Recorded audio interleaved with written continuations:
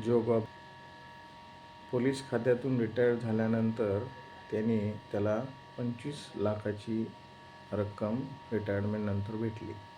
अचानक 25 लाखाची जी रक्कम आहे त्याच्यातली काही अमाऊंट सेविंगमध्ये टाकली आणि काही अमाऊंट फिक्समध्ये आणि अन्य इतर टाकून दिली. पत्नीचं पण अकाउंट जे आहे ते जॉईंट अकाउंट होतं. तर जॉईंट अकाउंट नसताना दोघांचं संयुक्त अकाउंट होतं. तर एक दिवशी अचानक तो बाहेर निघाला आणि बघतो तर काय पुढं थोडं गेल्यानंतर लक्षात आलं की अरे मी मोबाईल तर घरीच विसरलो. तर त्याची छाती धडधड व्हायला लागली, त्याला घाम सुटला. तो एकदम घरी परत आला. घरी परत आल्यानंतर बघतो तर काय बायको मोबाईल हातात घेऊन बसलेलीच होती. आता बायको हातात घेऊन बसली फोन, तर थोडंसं मन विचलित झालं त्याचं की नक्की काय झालं, कोणाचा कॉल. त्याने विचारलं कुतूहलाने की कोणाचा कॉल आला होता का? आता म्हणे हो आला होता, बँकेतून कॉल आला होता. तर बँकवाले काय बोलले, तर म्हणे आज तुम्हाला एक OTP येईल, तो OTP मला द्या, कारण तुमची रक्कम ही चांगल्या खात्यामध्ये मी ट्रान्सफर करतो आणि तिथं तुम्हाला भरपूर परतावा भेटेल.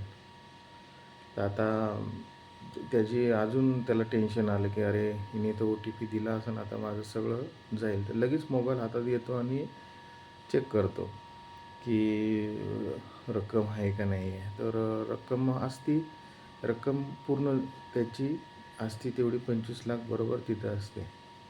त्यानंतर तो OTP चेक करतो. तर OTPमध्ये OTP येतो 2448.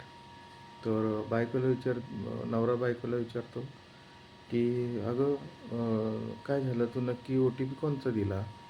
तर बायको म्हणाली, अहो आपलं संयुक्त खातं आहे ना, तर संयुक्त खात्याला संयुक्त खातं आहे म्हणून मी काय केलं, जो OTP आला होता 2448 त्याचे अर्धे केले 1228 1224.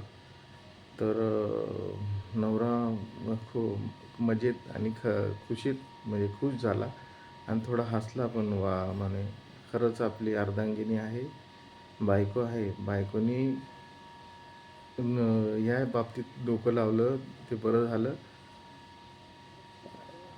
असा म्हणजे मनातला एवढाच खुश झाला की अरे हा बायको आहे, बायकोमुळं आपण म्हणजे अर्धांगिनी आहे. परत जॉईंट अकाउंट आहे, जॉईंट अकाउंटमुळं सुद्धा मी आज वाचलो, कारण बायकोनी काय केलं, पूर्ण OTP न देता दुसरा OTP दिला.